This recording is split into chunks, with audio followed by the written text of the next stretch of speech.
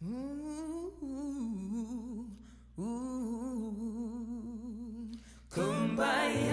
my Lord, kumbaya, kumbaya, my Lord, kumbaya, kumbaya, my Lord, kumbaya, oh Lord, kumbaya. Someone singing, Lord, kumbaya. Someone singing, Lord, kumbaya. Someone singing, Lord, kumbaya. Oh Lord, kumbaya. Kumbaya, my Lord, kumbaya. Kumbaya, my Lord, kumbaya. Kumbaya, my Lord, kumbaya. Oh Lord, kumbaya. Someone's praying, Lord, kumbaya. Someone's praying, Lord, kumbaya. Someone's praying, Lord, kumbaya. Oh Lord, kumbaya.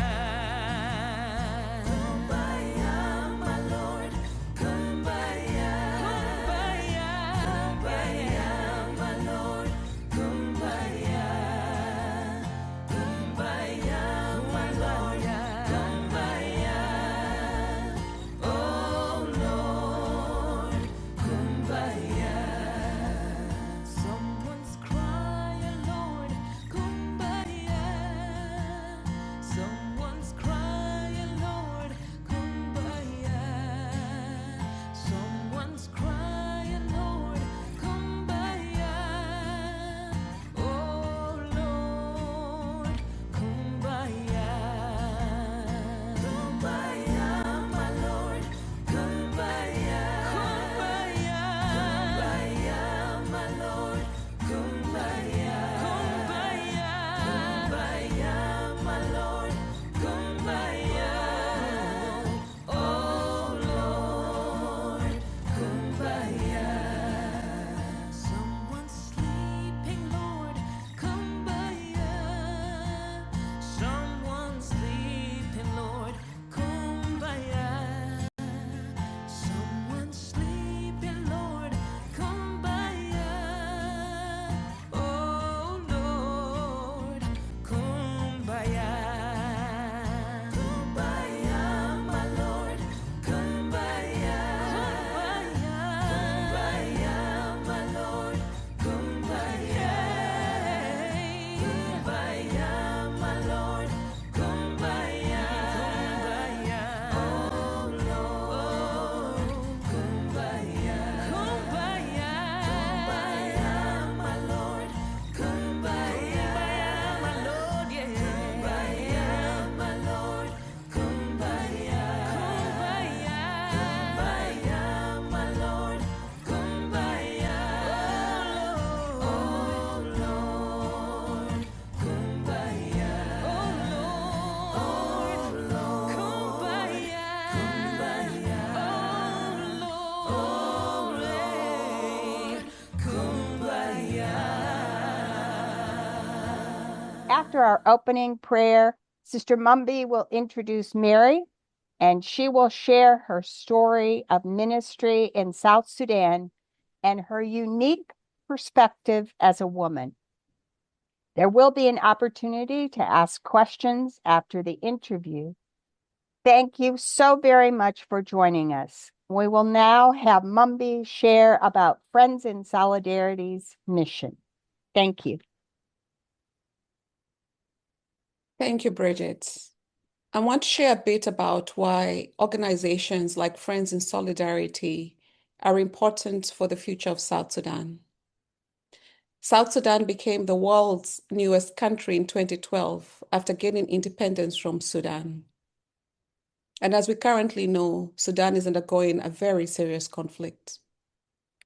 While this independence brought hope, the country has continued to face major challenges, Years of conflict, of political instability and economic hardship have made it difficult for the country to develop strong systems for education, healthcare, food production, and pastoral care. Millions of people are still struggling with poverty, displacement both internally and as refugees in neighboring countries, and limited access to basic services. In recent years, the situation has continued to become more fragile. Although a peace agreement was signed in 2018 to end a civil war, tensions between various political groups have continued, and there are very many different armed forces in parts of the country. Violence, flooding, food insecurity continue to create one of the world's most serious humanitarian crises. This is where Friends in Solidarity and other organizations like our partner Solidarity with South Sudan come in. As Bridget said, we're a non-profit Catholic organization based in the United States, supporting development and peace-building efforts in South Sudan. One of the key ideas behind Friends in Solidarity is long-term development. Instead of only providing short-term aid, the organization supports programs that train local professionals who will continue serving and building their communities. For example, through the Solidarity Teachers Training Program, supporting teacher training programs that prepare educators to work in schools in every diocese of South Sudan across the entire country. Education is critical.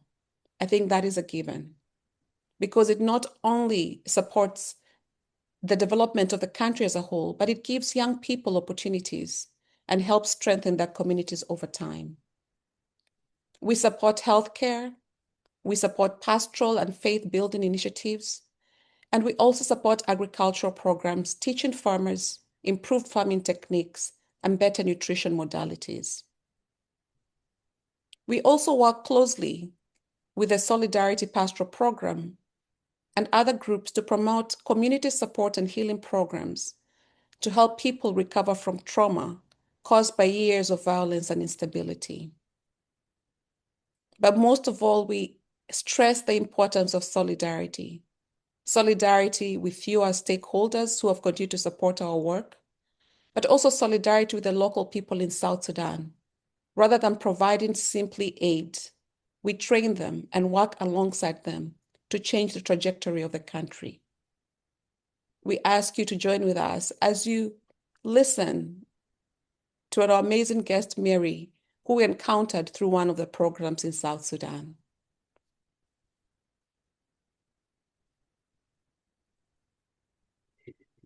Greetings. I'm Sister Chuma, Sister of St. Joseph of Peace and board member. It is my honor to introduce Mary Mindraa, a Catholic pastoral leader and youth organizer serving in the Archdiocese of Juba, South Sudan. Mary's story is deeply intertwined with the story of our country. Born in Juba, she fled with her family in 1992 when war broke out and grew up in Khartoum, Sudan, where she completed her education in Komboni missionary schools. As a returnee who received tuition assistance, she experienced firsthand the generosity of others. From her parents, she learned the lasting values of caring, sharing, and standing in solidarity with those who struggle. Mary returned to South Sudan in 2012, only to face renewed conflict shortly thereafter. In 2016, she received a scholarship to pursue a master's degree in education and emergencies, building on her undergraduate studies in psychology. A defining turning point came during a visit to Juba Women's Prison. There, Mary encountered women lacking basic necessities and adequate food. Deeply moved, she and her colleagues launched a modest but sustained outreach in 2020, supported by a simple merry-go-round savings model. The initiative provides vocational skills training, human rights education, and psychosocial support. Drawing from her background in psychology, Mary helped develop group sessions that later expanded into individual counseling, forming a trauma healing project within the prison, restoring dignity and rebuilding hope. Within the Archdiocese, Mary serves youth across 23 parishes. As Information Secretary for the Youth Office, she coordinates leadership formation, peace-building dialogues known as Big Table Talks, and trauma healing initiatives, helping ensure the Church remains a place of safety and renewal. Mary's life is a testament to faith in action, resilience shaped by experience, and leadership rooted in hope. Mary will be in conversation today with Sister Múmbí Kígútha, a member of the Sisters of the Precious Blood of Dayton, Ohio. Sister Múmbí is a president of Friends in Solidarity, a respected speaker, writer, and facilitator in global mission leadership. Please join me in welcoming Mary Mindraa and Sister Múmbí Kígútha. Thank you, Chero.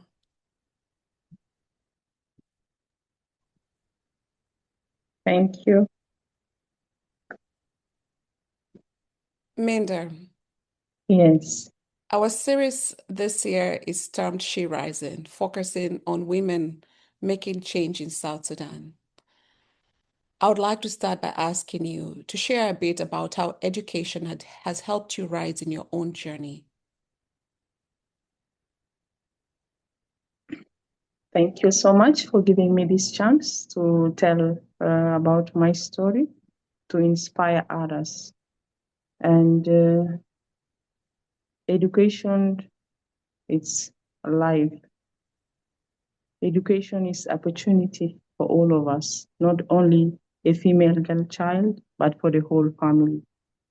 It has shaped me into what I am right now.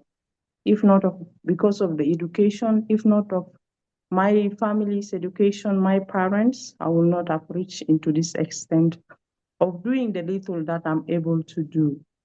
So if I'm to talk about education, it will be much and many more to talk about it. But this is the few that I will be able to share. It has shaped me to who I am right now. And it has helped me also to shape others people's life. And this is the smallest thing that I'll share about education, how it has shaped me. Thank you. Thank you. Since we are focusing on women in South Sudan, I would like you to share with us what you believe true empowerment would look like for women in South Sudan. True empowerment, especially for women, it will change the narratives from being discriminated, from going to school, or knowing how to defend herself, know her rights, know the simplest thing. For example, if you're not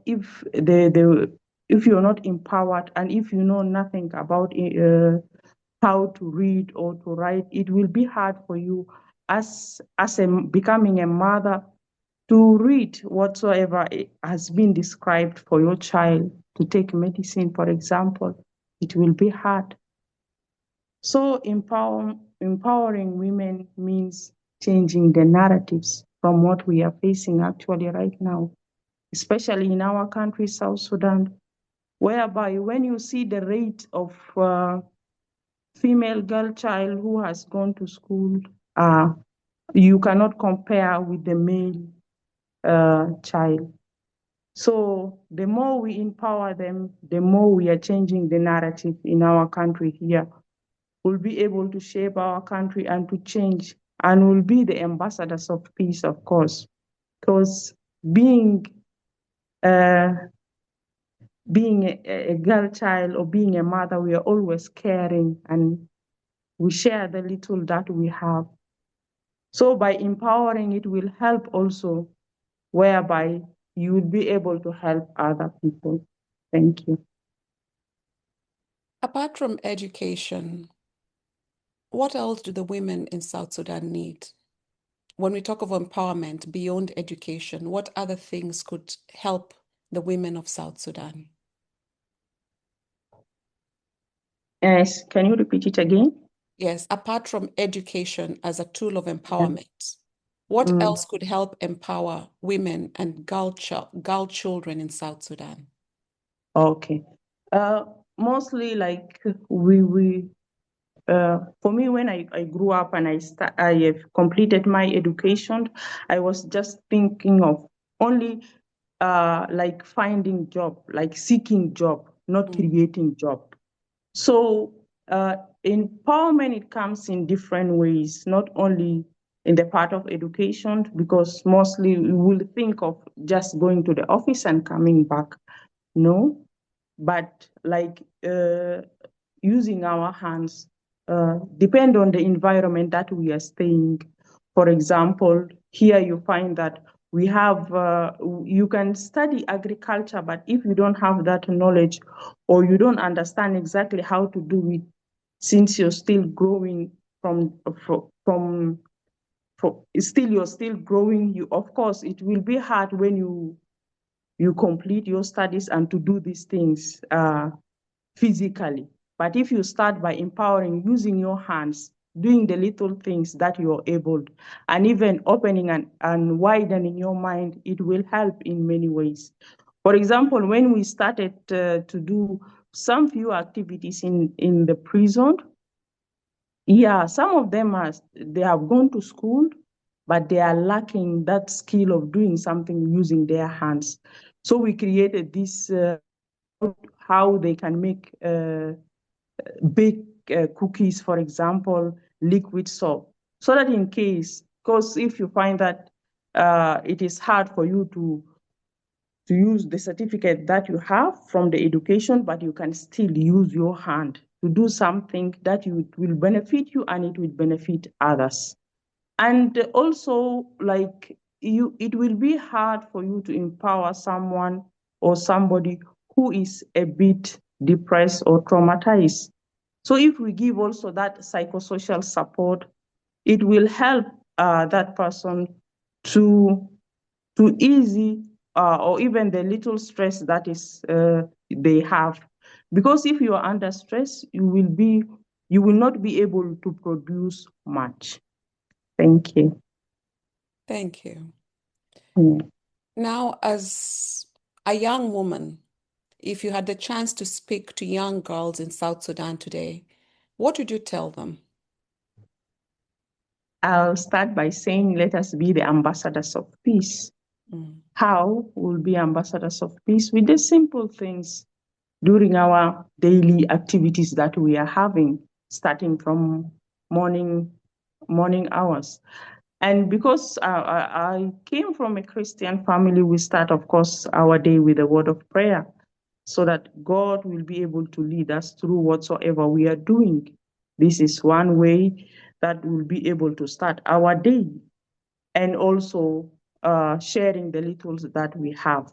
And I will also quote the preaching of Father Hilary Morbet for last Sunday, when he said, let us shine and arise. Let us not focus on the challenges that we are facing. Let us put them behind. Because of these challenges, many of women or females are unable to do or unable to shine and arise with the little ideas that they have, they want to share, they want to do it. Let us shine and arise. Thank you. Thank you. Yeah. Mary, we know that there's been a reduction in humanitarian and development support to South Sudan. How is this impacting people? What are the changes you're seeing in the day-to-day lives of people? Into the day-to-day life of people, I can see that families are breaking, the rate are increasing because of the stress, or unable, or maybe let me say, sharing the responsibilities, it became hard. And also the numbers of the street children are increasing. And you find, if you go even to our churches, and you will find that the number of children who are committing suicide or trying to attempt suicide are increasing. Why? Because of simple thing. Their parents are unable to pay their school fees fee, whereby they see that they don't have future. So they don't have any future. So it is better for them just to die like that. So it has affected in many ways. But imagine if the families are breaking down, this is the highest thing that could happen to us here, especially with this crisis that we are having here in our country. And the issues, of course, we know what is happening here in South Sudan. Thank you. The way I came to know about you, Mary, is when some of our team met you at one of the parishes in Juba, and they talked about how you and your friends had gotten inspired to start working with women in prison in Juba. Could you share a bit about what led you to this decision? What inspired you? Because there were many needs, and there are many women with different needs. Why the prison, Yeah. and how has that program developed? Okay. It started actually in 2019, 2020, but I will go back a little bit in 2014 when I started a small project. It was me individually doing it. It's like planting trees and then sharing with the schools. And I called it a contribution for peace for our country here, because I will not be able to pay back of what I've gained from whether being here in South Sudan or in Sudan. So I started it, but it didn't go well because most of the time you may find that there are more needs. Like, for example, I will give the trees, but it will not be able to grow. Why? Because they will always ask, they want water and so on. And I was just doing it just willingly. And then I stopped because of the crisis and so on, and I was not able to sustain it. So in 2020, before 2020, when I completed my master's, they gave us a small project whereby we developed that project, then they will assist us. And from there, it came into my mind, if this is what they taught us actually. So it came into my mind, why not also having something small? But the idea didn't come until one time our group called Juba Kizumba Social, they formed this group in 2018, 2019. Then in 2020, they said, why not us going to the prison and see what is going on there? And we go with the little thing that we have. And it came during March, month of March, because women are celebrating Women International Day on the 8th. So they said, okay, let us go on the 7th. And let us go to the women's prison and see what is going on there. And we go with the little that we had. So we went. When we went, I saw that different ages were there, like from 18 till 50. And they were really suffering they were in need of many things, not only lacking food and so on, but lacking psychosocial support. When we came back, I actually informed my other colleagues whom we studied together, and even my family members and some of my friends, that why can't we have something also small, whereby we just, with the little knowledge that we have, with our energy and the little money that we have, we can do something small, even if we are to take just 2 hours from our time and do this thing. They said it's okay. Then we formed this organization called Equal Opportunity Aid, and we started our program, whereby we started with something small, with the psychosocial support, of course, and many other programs, or many other activities. We were able to sustain the program for like 2.5 years, but we have given ourselves a break. Then we will continue again, inshallah, by the will of God, this year. And this is how we started this program. When we started giving the psychosocial support, teaching them how to make liquid soap, baking cookies, the more we go there, the more we see hope in their eyes. If, like, for this week we have not come, the other week we come, they will be there waiting for us, and they will always ask us, why have you not come last week? What has happened? I hope you're feeling okay. So from my side, I was thinking it was me who was in need. It was them who are in need, but I found myself, I was always feeling happy and feeling good whenever I go to the prison, because I was feeling that warmth of welcoming and loving also what I was giving them. Yeah, so that's it. Thank you. It's very commendable what you're doing. And I'd like to mention to our guests that Mary and her friends have funded this initiative solely based on their own earnings and the little money they can spare. It's very commendable. As you continue to live your life out in South Sudan, what legacy are you hoping to leave for the next generation?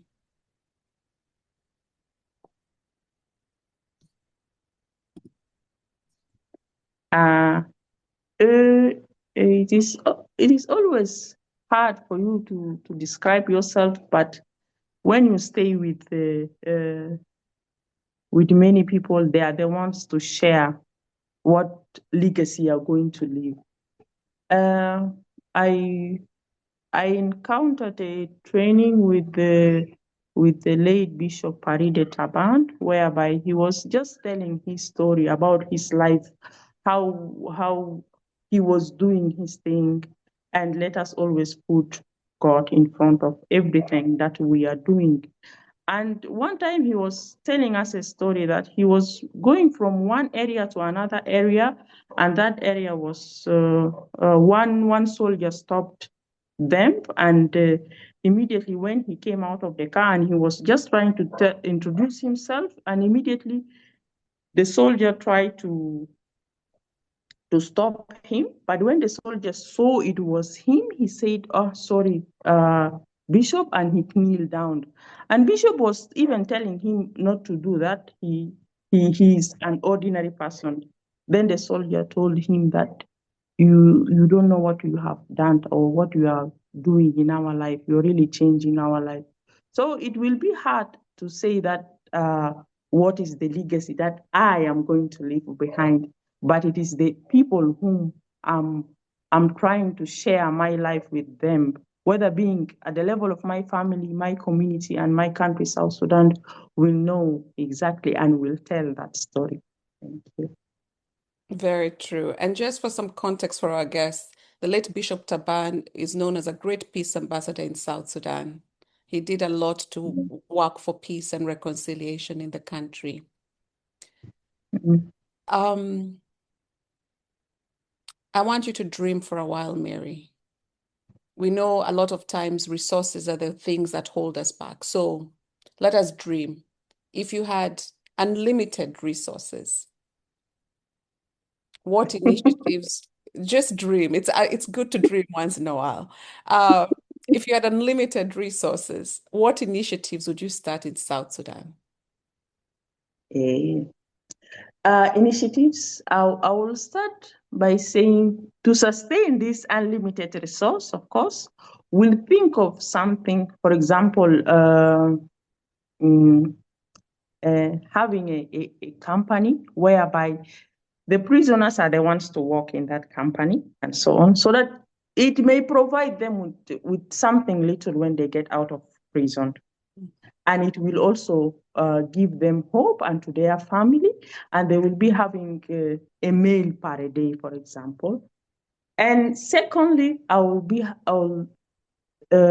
have a small, let me say, center, not only for female child, but for both, because now we are only focusing on one side. If we see the resources which are going, or the funding that are going, mostly if it is any initiative or any project go for female child or for females or for women, it goes directly. So we'll do balance. Like 60% are the female will benefit from it, and 40% the male. Whereby we'll have a small center for them. We'll teach them how to do handicraft things, so that it will help them to sustain. If they are at school level or university level, they will be able to continue with their studies. They will learn how to do it, even if their family are unable to support them, but they can also support themselves and support who? And support others. And of course, from time to time, we'll be having a small, let me say, Bible sharing programs, whether being at the level of social media and all those platforms that we are having. Because mostly here you find that we are using our social media in a different way, not in a good way. But we can also use it in something good. Most of the time, you will not find that the youth or the female child or the females are engaging, or the women engaging themselves to go to the church and get some time to share whatsoever they are having. But through this digital world, we will be able to use it in a beneficial way. Thank you.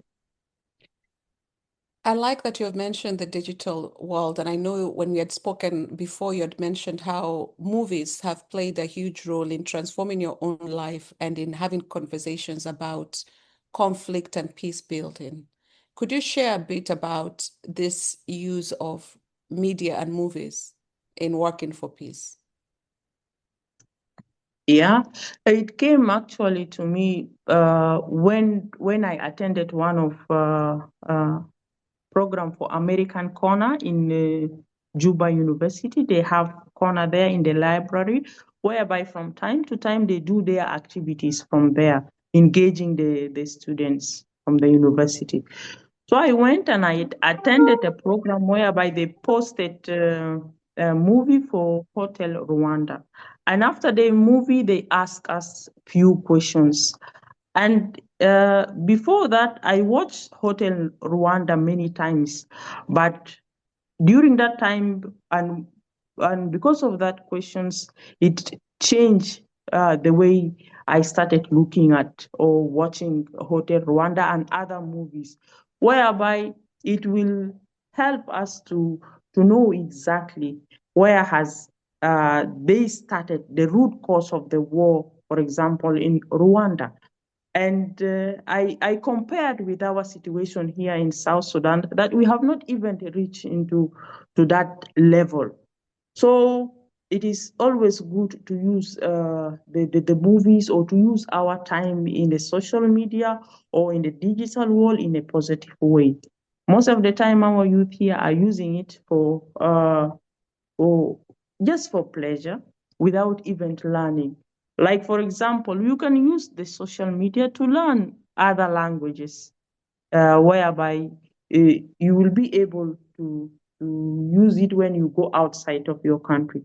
Will be able to use the social media in spreading how we should live together, or doing even a psychosocial support sessions, a very small psychosocial support, or even to share what does it mean mental health and psychosocial support, and how will you be able to deal with whatsoever you're facing, whether being stressed or depression or trauma, especially here in our country. You find that most of the time, if you even just greet somebody whom you don't know, or you go to any of the offices and you start greeting, they will start saying, now this person, what is wrong with him or her? Yet it is something very simple. And even if you try to say something good, they will always refer that maybe that person wants something from you. And we have not realized yet. It is because of what we are facing here. That's why we are always stressful, always depressed, and always we are having this, we are traumatized of what we had and we are still having. Thank you. It's true, Mary. My first experience of South Sudan was how quickly things could escalate, you know? What starts as a very mild conversation. The next minute, voices are being raised. And the more I spend time there and talk to people, they say this is the effects of years of living in conflict. There's secondary trauma, there's primary trauma. So this is part of it. I thank you for mentioning that. I would like to pose some of the questions I'm seeing coming up here in the chat. One is that we know that women cannot be empowered without also men engaging in that process. You see, we can't just say we are going off on our own to empower women. So what message would you like to give young men that will help them understand that everybody benefits from women being empowered? What message would you give the young men of South Sudan? To show them that women's empowerment is not a threat to them, but it will also benefit them in the long term. Now this one is a bit hard. Like which I'm saying it hard a bit because of like our culture here. Mhm. It is a bit challenging even for myself. Like we say the man at the head of the house, right? And our brothers are stronger than us. But it doesn't mean that we are not equal. We are equal, and we are created in the image of God. But let us always think of, let us put ourselves into other people's shoes to understand their situation. If not, we will not be able to understand each other. We will always blame them, and they will always blame us. So, the easiest thing or the simplest thing, let us just try to understand each other.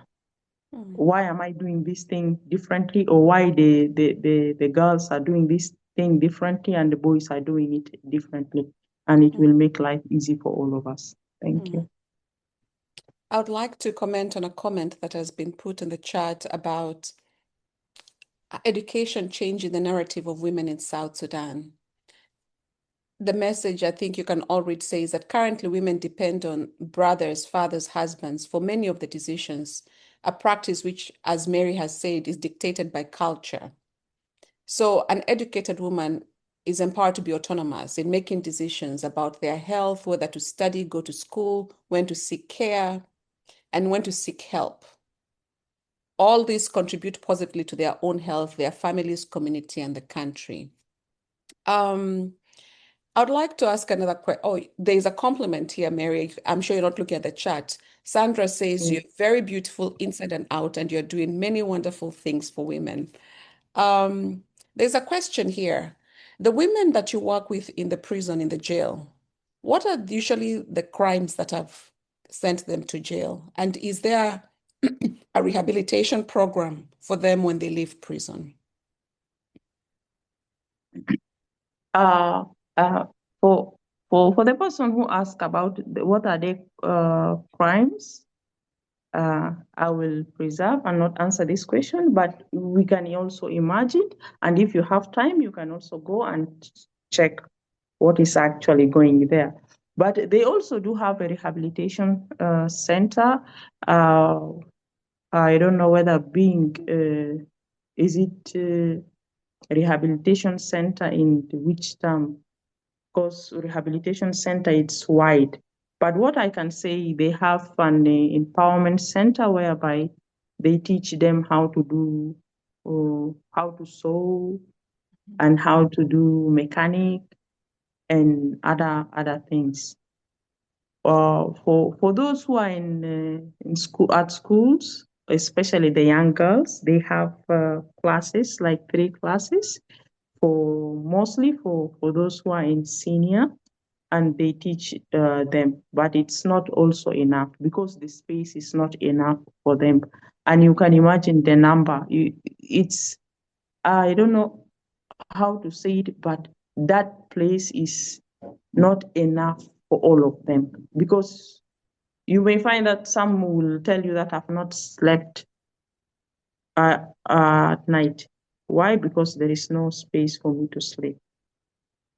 So we can understand what they are facing there. Thank you.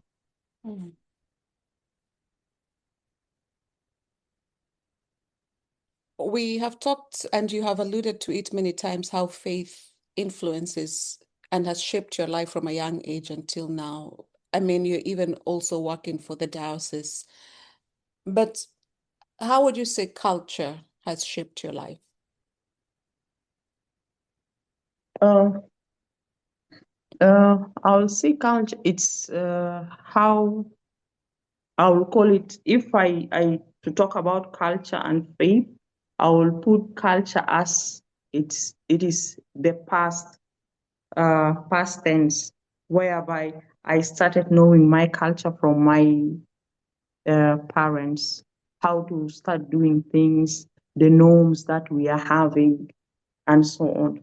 But now and the future, it's the faith that I'm having and how I will be able to work together with the culture that I have. What does my faith tell me about the culture, the good ones or the bad ones? It gives me that light and shows me which one is good that I continue with it, and the bad one that I should stop not doing or continuing with it. Mhm. Thank you. You have here in this space about 47, 46 people listen to you keenly. For us who are not living in South Sudan, for many who perhaps will never get a chance to visit South Sudan, what is the best way to change the narrative of South Sudan to support South Sudan? Okay. South Sudan, it's we have like they always say that we are 62 tribes, but recently they were saying that we are more than that. So it's like a big and huge culture. So we can imagine you as six brothers, and let me say, because we are six, so I will always refer to six, three brothers and three sisters coming from the same womb, from the same father and the same mother, but they do things differently. So imagine 62 tribes, they got their independent and they are starting to know each other. And we have not given ourselves time to understand each other, to understand how are they doing their things, how are we thinking, how was our past, and how are we dividing the resources that we are having, and so on. And we are still in that stage of understanding each other. And before even understanding each other, the clashes started. But it may also take time for us to understand each other and to grow together. So this is the message that I have, that it's just a matter of us not understanding each other. That's why we reach into this extent that we are having. Yeah, thank you. Thank you. Mm. Nyarek, sorry if I mispronounced your name, but has a question for you. Please go ahead and unmute yourself. Hi, hello. Hello. Yes. You guys can hear me good? Yes. Yeah, Mhm. hi Mary, Salamat. I'm from South Sudan too. Yeah, Thank you. yeah. So my question is, there's a lot of women and children that are struggling also in the UNMIS camp. Do you guys have any connection or visit them sometime? Or if there's a way, if people want to support those women and children in the UNMIS camp in South Sudan, if there's any way you can do that? Okay. Okay, thank you. This is the only question that you have? Yes. Please go ahead and answer it. I'll share them as they come, the questions, Mary. Okay. I thought maybe she's still asking more questions. For now, because we are just doing at just our level without asking for funding from outside, but in the future time, our focus was on the vulnerable communities, whereby our target was women imprisoned, children with special needs, and also female females at the level of the secondary, because mostly you find that they are dropping out of the school. Yeah, those are the target groups that we were thinking of supporting or helping.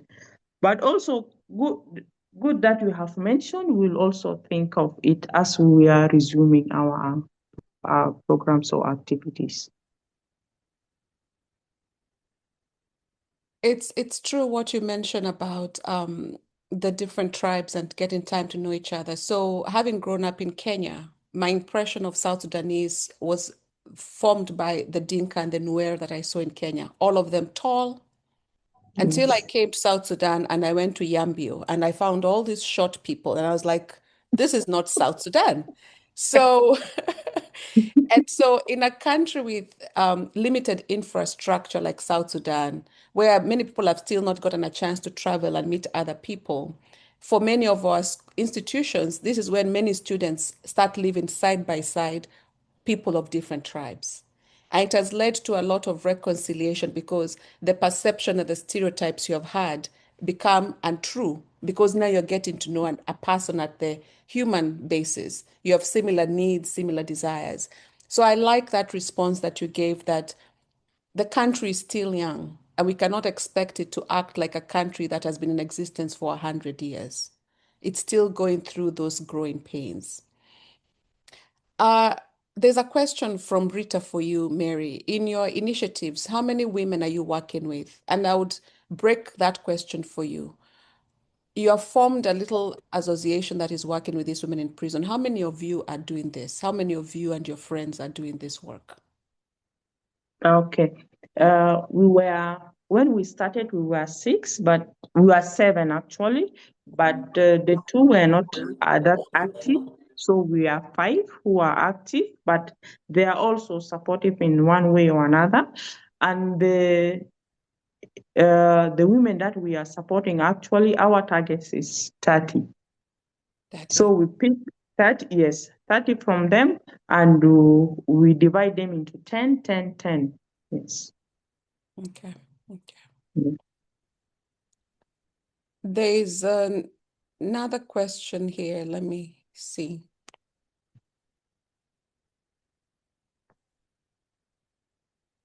And I will also share something as I try to find this question. When I spoke to Mary last time and I said, how would you want people to support your work? She said she prefers support in kind.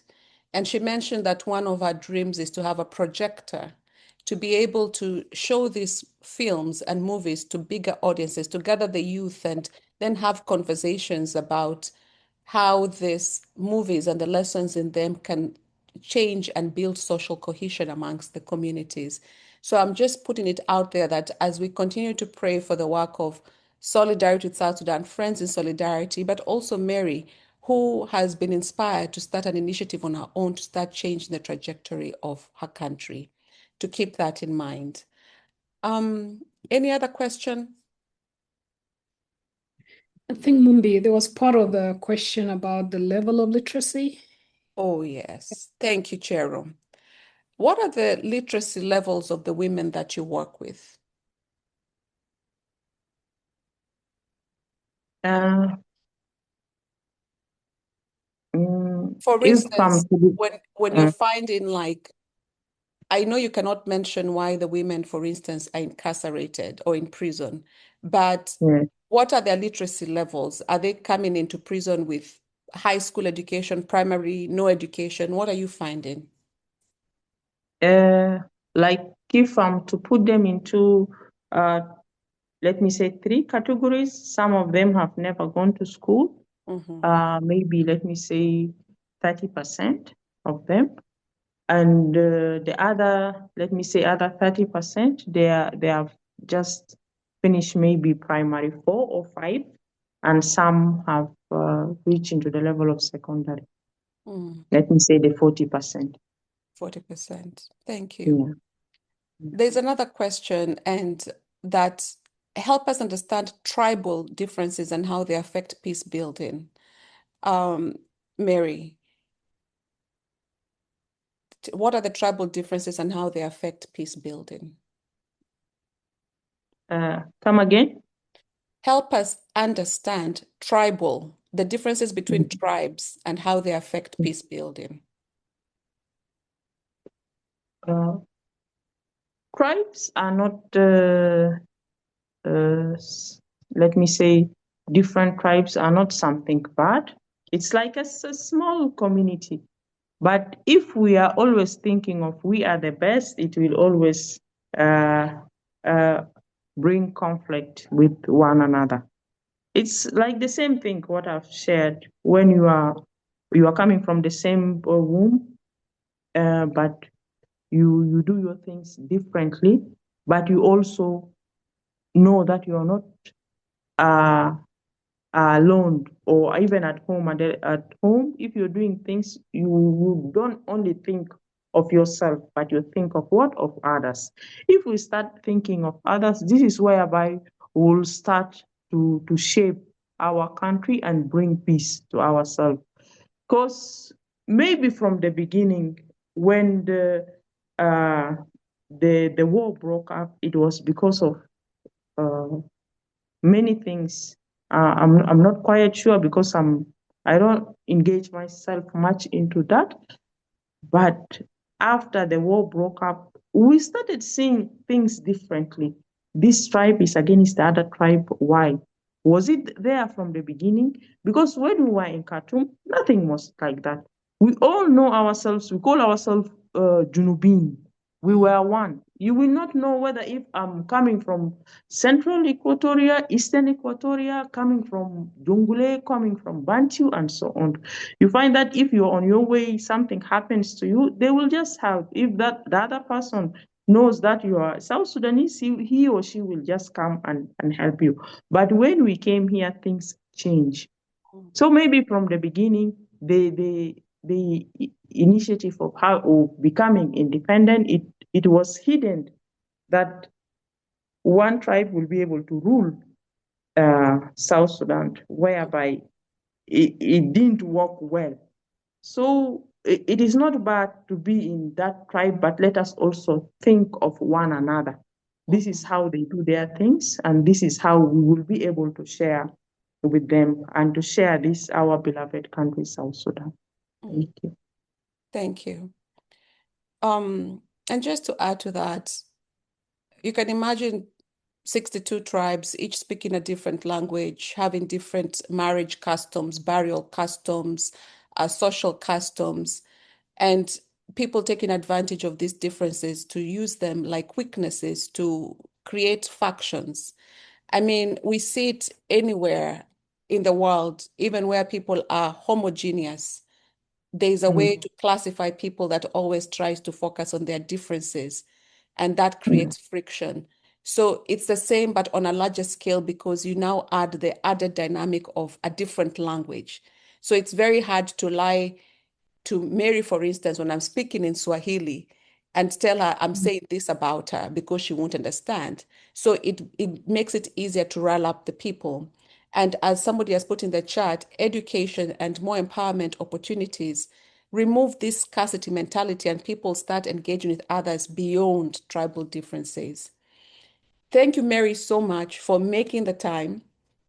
It is nighttime in Juba, so we don't take it for granted that after a hard day of work, you came and gave us so much of your time to share your experiences as a rising star in South Sudan, working hard to change the story of so many women. I'm going to invite Bridget, who's our board member of Friends in Solidarity, just for a small call to action before we wind up this evening. But I'd like you all, first of all, using your emojis and your hands and everything, just to appreciate Mary's coming here today. Thank you too. Thank you. That's Bridget, nice. welcome. Thank you. So I want to thank you, Mary, and I also want to thank you, Múmbí, for being our heart sisters today to crack open our hearts to what is possible. I loved, Mary, what you said about changing the narrative. And early on, when you were speaking, you used a phrase that I'll take to my prayer and my presence, which is about shine and arise, and that call that each of us should do that, to shine and to arise. to not allow ourselves to remain weighed down by the overwhelm around us. And on behalf of my co-chair of our Communications and Education Committee, Sister Charo, at Friends in Solidarity, we believe that it is our responsibility to be part of changing the narrative, to lift up the stories, which is why SheRising is the work that we want to do this year, to make visible the stories of the women of South Sudan.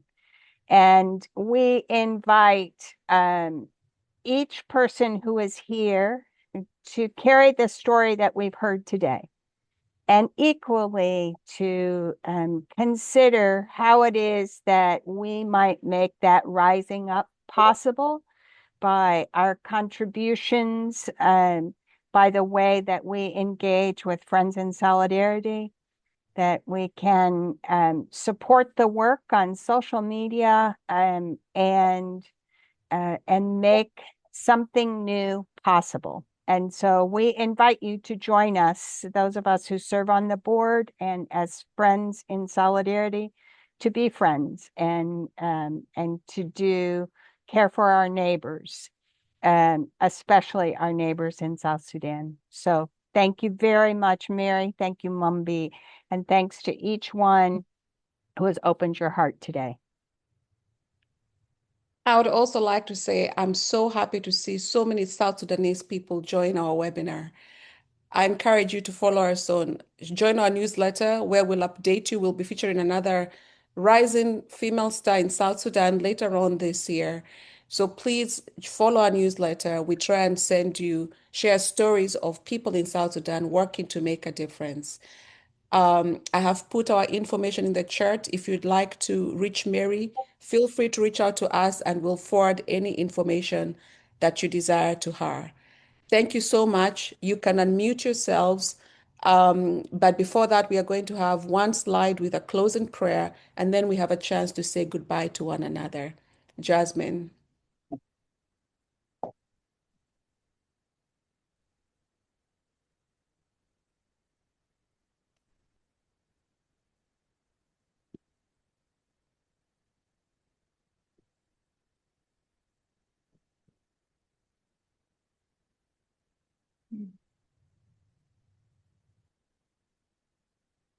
Loving God, we pray for the people of South Sudan and Sudan, that peace may prevail and that reconciliation may blossom between all communities.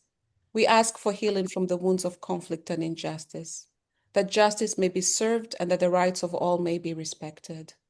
We pray for wisdom and compassion for the leaders of Sudan and South Sudan, that they may choose paths of peace and cooperation, and that their actions may bring stability and prosperity to their nations. We lift up the vulnerable, the displaced, and those who have suffered hardship, that they may find comfort, safety, and hope. We pray for the church in South Sudan and Sudan, that believers may be a source of strength, unity, and hope, and that they may be instruments of your peace. We pray for a future of peace, prosperity, and justice for all the people of South Sudan and South Sudan, where all may live in dignity and harmony.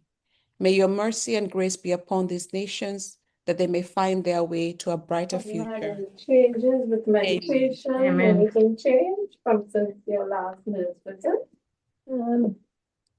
Our dear guests, feel think free so. to unmute yourselves and say goodbye or hello. 24. Okay, Bye. goodbye. Bye. Bye, everyone. Thank you, Thank everybody. you. Thank you. Bye, Mary. Thank you. Okay, bye. Thank you. Great Hi, job, Yeah, Mary, it Mummy. Mary. was Great Hey, wonderful. job. Thank you, Donna. Mombi. Múmbí, You. thank you so much. Mary, thank you so Thank much. you, Mary. Thank you, Have a Mary. good Thank you, night. Múmbí. Bye. Great. Okay. Leave this meeting. Okay. Anything? Thank you, Marmarita. Okay, thank you No, too. actually, I Namaste, don't everyone. have Thank Blessings. you. Thank you, Mary.